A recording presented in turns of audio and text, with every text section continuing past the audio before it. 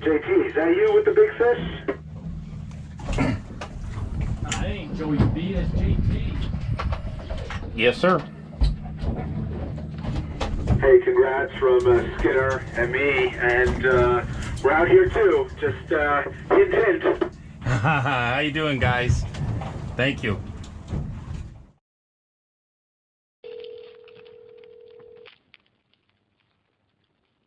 Hey, buddy, what's up? Hey, Joey, it's Justin. Yep. Hey, I got some bad news. Okay. I didn't get that video. Damn. I don't even know what to say about it. All the other video clips are on there, and that one has like a question mark where the file's corrupted. Like I told you, buddy, I'm more upset for you than anything else. I got the fight to fish, I got the memory. I'm just upset for you and your YouTube channel that you've been working hard for, that you aren't able to capture that to really get people to watch. Well, I appreciate that. So disappointed that it didn't record. I don't know how it didn't. That's crazy.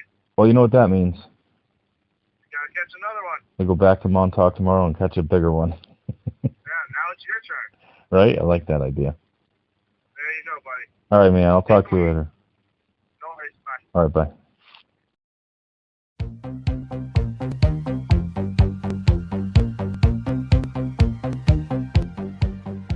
That's why we're here. Good job. Hold it up. Let's see it. Let him go? Yeah, let him go. Big smile. There you go. Nice. James got his biggest fluke ever. Oh, yeah. So Joey's seen one once on the John Skinner video. Yeah. I've seen them before when I was in marine biology school. That's a fluke. Get some, yep, definitely. If that's a fluke, it's a keeper. Feels heavy. James, watch your line, buddy. You're good, you're good, you're good. Just coming up. Someone get the net. I don't know. Might be. I can't tell what it is. Sea bass. We got to make a little move. Feels like a fluke.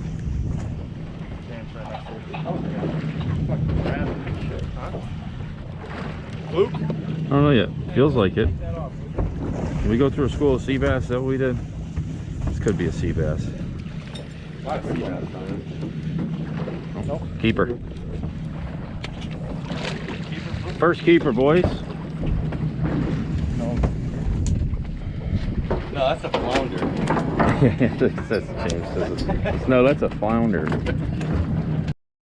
Hello everybody and welcome to another episode of Next Drift. This is a July 4th, 2021 fluke trip out to Montauk. On this trip we have aboard my buddy James, his cousin Brian, the infamous Joey, my cousin Tyler, and obviously myself, Justin. And, we just had awesome conditions out there. There was tons of life. We were catching sea bass and fluke left and right. The guys were excited. But as you saw and heard in the beginning of our video, we had a technical problem. Joey caught an absolute doormat. Fluke of a lifetime, 13 plus pounds, by far his personal best. Just a monster. And for whatever reason, which I still can't figure out, that was the only clip on the entire SD card in the camera that had a corrupt file. It was a very dramatic catch. The fluke peeled drag, backed out of the net twice. Just watching it come up off the bottom, it looked enormous. It was just amazing. And, that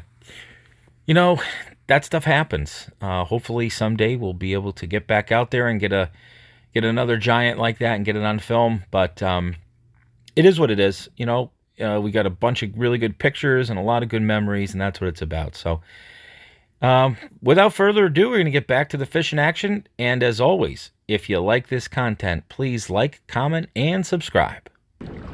Joey thought he was hung on the bottom.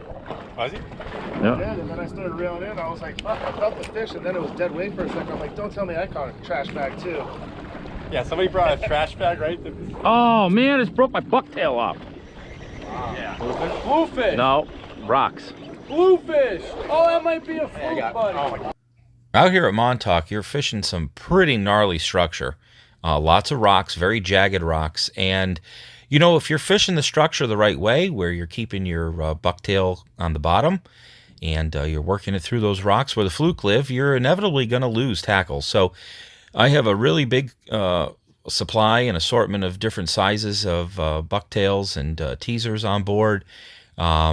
Usually I try to keep everything as organized as possible so I can find it quickly.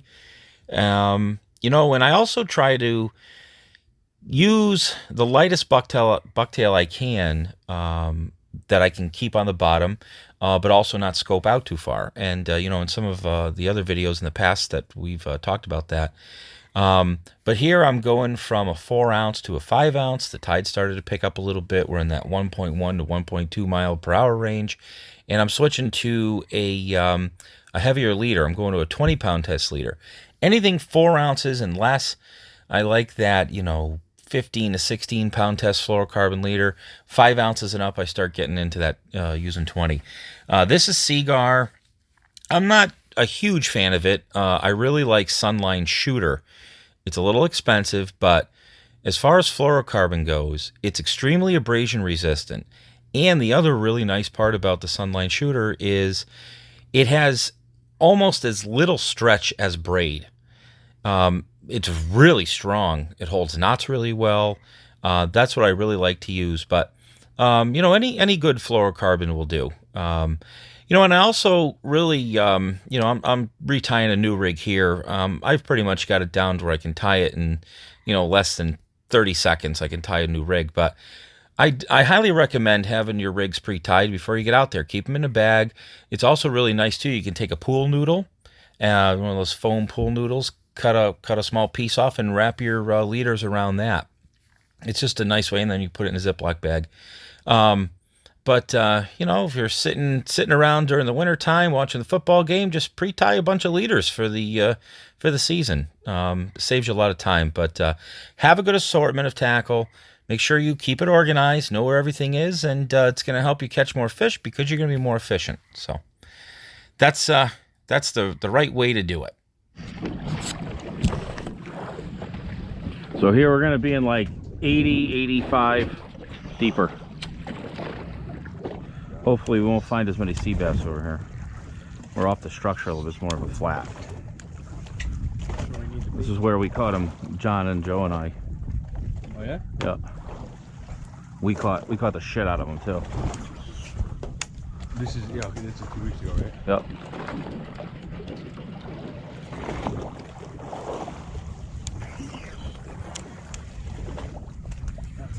There you go. So much meat on that floor. Where is it? Oh my God, Oh. that was a big fish. Oh, over here looking at Tyler's. God darn it. There you go. All right, we're back in Fluke. We're back in the Fluke. Live line, the infamous Hatchel Reef.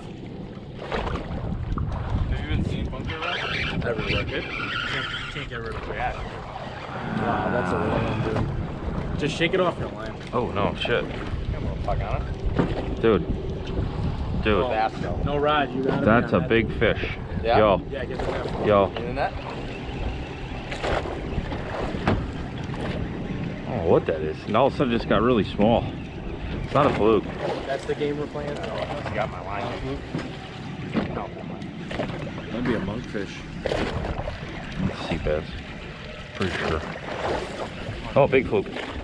Oh shit, you got my line. Alright, me and you are tied up. Yeah. Hold on. Alright, We're good. loose, we're loose. Reel up, reel up. You good? Yeah, look at that. I got them all tied up. Nice. Want to grab the tape measure, see if that's a keeper? That's a keeper. Where's the tape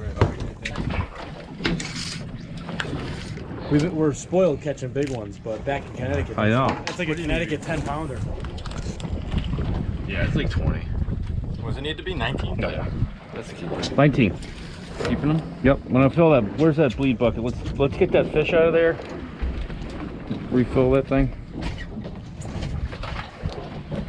I'll take this. James, you got the bucket?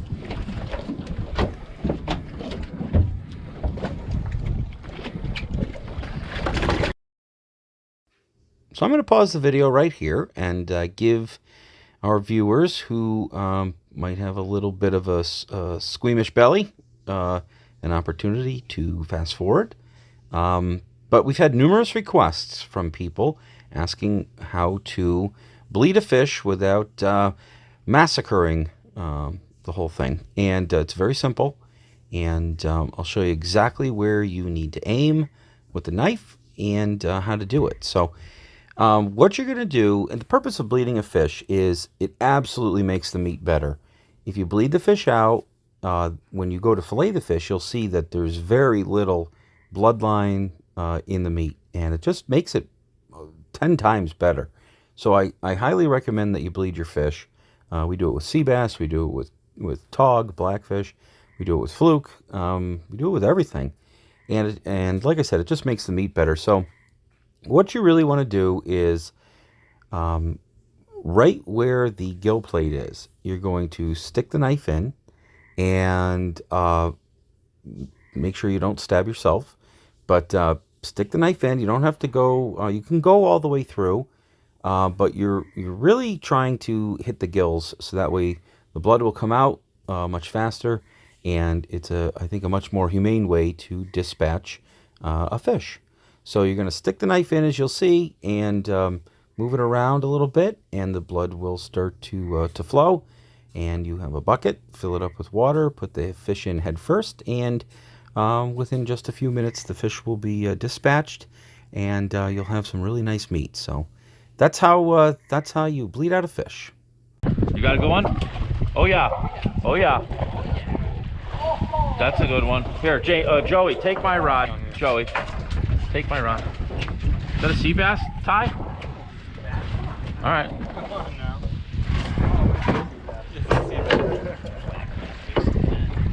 Trip.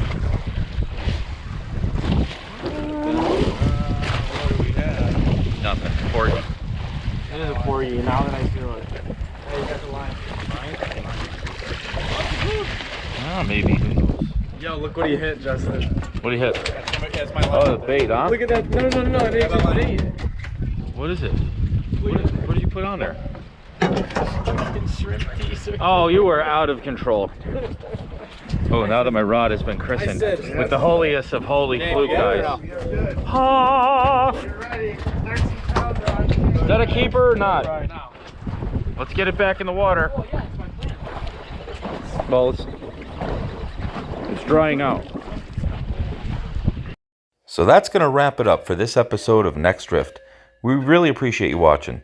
You know, we had a great time as always, and even though we didn't get Joey's big catch on film, it was still a lot of fun. And you know, there's been a lot of really big fish that have been coming in this year. 2021's been full of big ones in the teens. Lots of big fluke coming out of Montauk, Block, Nantucket Shoals.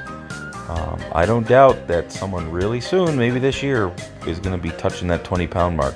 I know the draggers have been getting them. So anyway, as always, we really appreciate you watching. And don't forget to like, comment, and subscribe. We'll talk to you real soon. Thanks again, everybody. Take care.